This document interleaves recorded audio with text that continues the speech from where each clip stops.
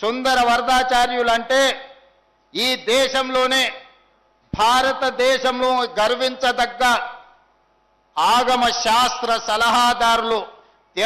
తిరుపతి దేవస్థానంలో స్వామి వారికి ఏ ముహూర్తం నిర్ణయించాలన్నా, బ్రహ్మోత్సవాలను నిర్వహించాలన్నా సుందర వరదాచార్యులు గారు పెట్టిన ముహూర్తమే స్వామివారి ముహూర్తం.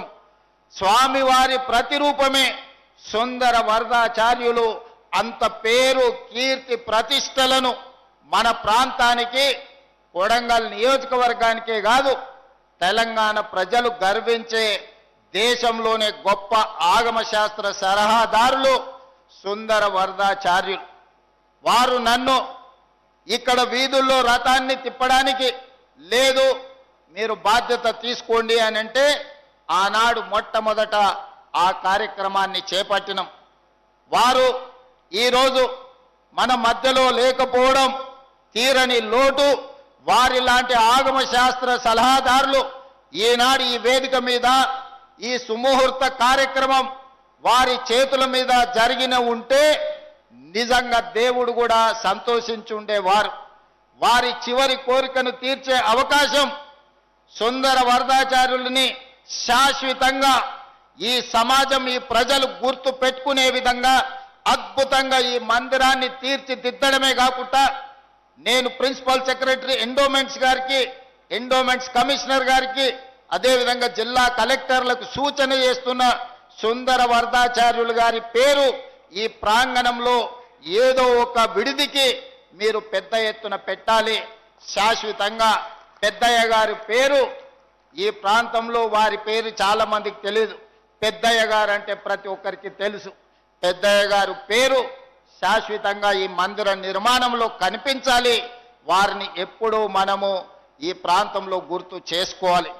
ఈరోజు ఇక్కడ జరిగే ఏ పూజా కార్యక్రమమైనా, తిరుపతిలో ఏ సాంప్రదాయం ప్రకారం ఏ రకమైన సాంప్రదాయాన్ని పాటించి పూజలు జరుగుతాయో సెకండు తూచా తప్పకుండా ఇక్కడ కూడా అదే సాంప్రదాయాన్ని, అదే రకంగా పూజలు నిర్వహిస్తూ ఆ పవిత్రతను ఇక్కడ మన పూజారులు సుందర వరదాచార్యులు గారి కుటుంబ సభ్యులు ఈరోజు ఈ కార్యక్రమాన్ని నిర్వహిస్తున్నారు.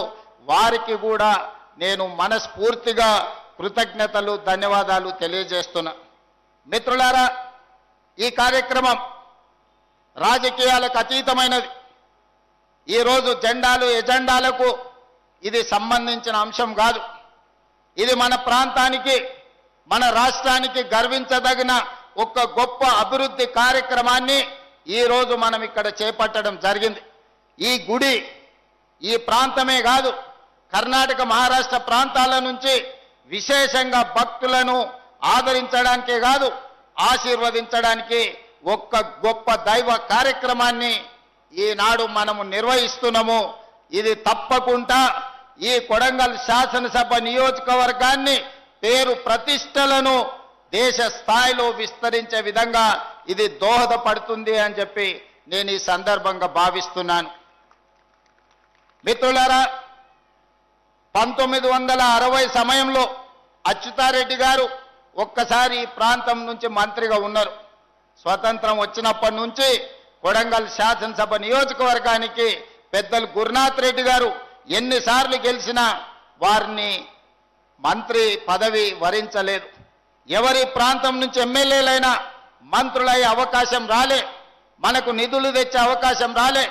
ఎప్పుడు మనం ఎవరి దగ్గరకో ఒకరి దగ్గరికి వెళ్ళి, అయ్యా మా నియోజకవర్గానికి నీళ్లు కావాలి, అయ్యా మా నియోజకవర్గానికి గుడి కావాలి, అయ్యా మా నియోజకవర్గానికి బడి కావాలి, మా పిల్లల చదువులకు కష్టమవుతుంది, మా వైద్యానికి ఇబ్బంది అవుతుంది అని మనం విజ్ఞప్తులు చేసిన సందర్భమే. కానీ ఏనాడు కూడా మనకు గొప్ప అవకాశం రాలే.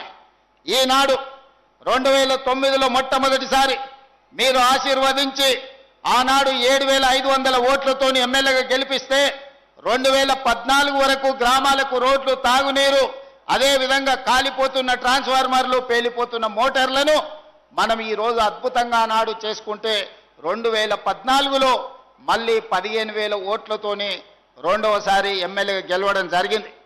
2018లో అనుకోని విధంగా కొడంగల్లో ఓడిపోతే మీరందరూ మళ్ళీ మల్కాజ్గిరి పార్లమెంటు నిలబడ్డప్పుడు ఊర్లలో నుంచి సర్ది కట్టుకొని తోబ ఖర్చులు మీరే జేబులో పెట్టుకొని రూపాయి ఆశించకుండా వేలాది మంది ఇక్కడి నుంచి మల్కాజ్గిరి పార్లమెంట్ నియోజకవర్గంలో కార్యకర్తలు కష్టపడి మల్కాజ్గిరిలో పార్లమెంట్ సభ్యుడిగా గెలవడానికి మీరందరూ కష్టపడి గెలిపించారు. పార్లమెంట్ సభ్యుడిగా గెలిచిన నాకు పిసిసి అధ్యక్షుడిగా తెలంగాణ రాష్ట్ర ఎన్నికలు నిర్వహించే బాధ్యత చిన్న వయసులోనే అవకాశం వచ్చింది. ఆ అవకాశం తెలంగాణ రాష్ట్ర ప్రజలు ఆశీర్వదిస్తే ఈనాడు తెలంగాణ రాష్ట్రానికి ముఖ్యమంత్రి అయి ఈ రోజు మీ ముందల నిలబడ్డాడు.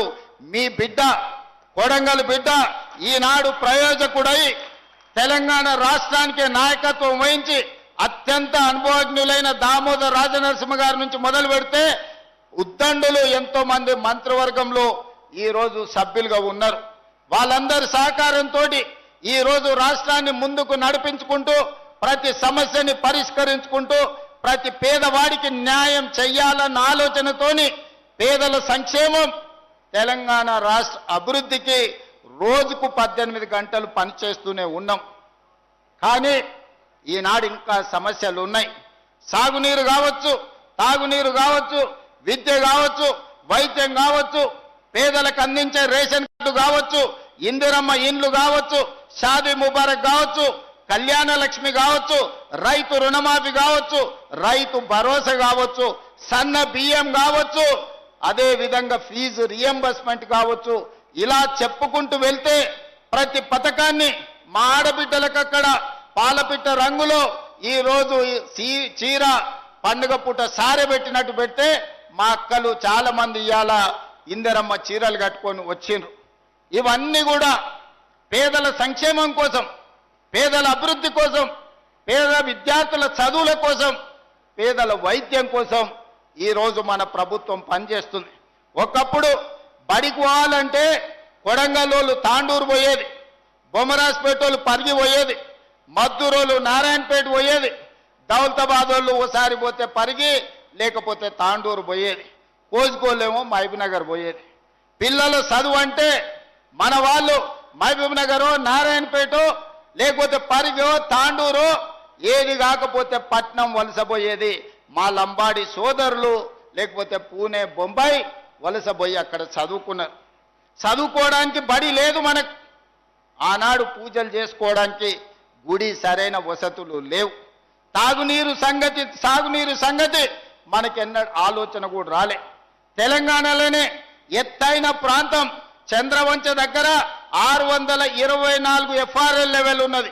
తెలంగాణలో హైయెస్ట్ ప్రాంతం లక్ష్మీదేవిపల్లి తర్వాత కొడంగల్ ప్రాంతంలోనే ఎత్తైన ప్రాంతం.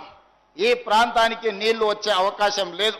కృష్ణానది జలాలు మన పక్కన పోతున్నా మన కొడంగల్కు నీళ్లు వచ్చినా నీళ్లు తెచ్చిన ఆలోచననే లేదు. అయితే కందులు వండించుకోవాలి, లేకపోతే మా పేదోళ్ళు కల్తీ కళ్ళు దాగి బతకాలి. ఈ రెండు తప్ప మాకు ఇంకోటి తెలియని పరిస్థితి. కొడంగల్లో ఒడ్లు పండించేది కానీ సన్న బియ్యం తినలేని పరిస్థితులు. బండకప్పు ఇండ్లు, ఇందిరమ్మ ఇండ్లు ఇచ్చినా అమాయకత్వంతో బండకప్పులు కప్పుకున్న ఇండ్లే ఈరోజు గ్రామాలలో కనిపించేది. అక్కడి నుంచి ఇవాళ ఏ ఊరికి రోడ్డు పోవాలన్నా, ఏ తండాలకు మా శంకర్ నాయక్ చాలా మంది ఉన్నారు. తండాలకు పోవాలంటే మా దేశ నాయకున తండాలకు పోవాలంటే బండి మీద, అంటే బండి మీద ఏడో సార్ దిగి నడుచుకోవడం వల్ల మనకు రోడ్లు ఎక్కడి సార్ అనేటోళ్ళు. ఆనాడు ఆ పరిస్థితి. ఇవాళ బొమ్మరాజ్పేటలో దాదాపుగా 70 చిన్న చిన్న తాండాలు ఉంటే ప్రతి తాండాకి రోజు రోడ్డు వేసుకునే పరిస్థితి వచ్చింది. ప్రతి గ్రామ పంచాయతీకి రోడ్డు వేసుకునే పరిస్థితి వచ్చింది.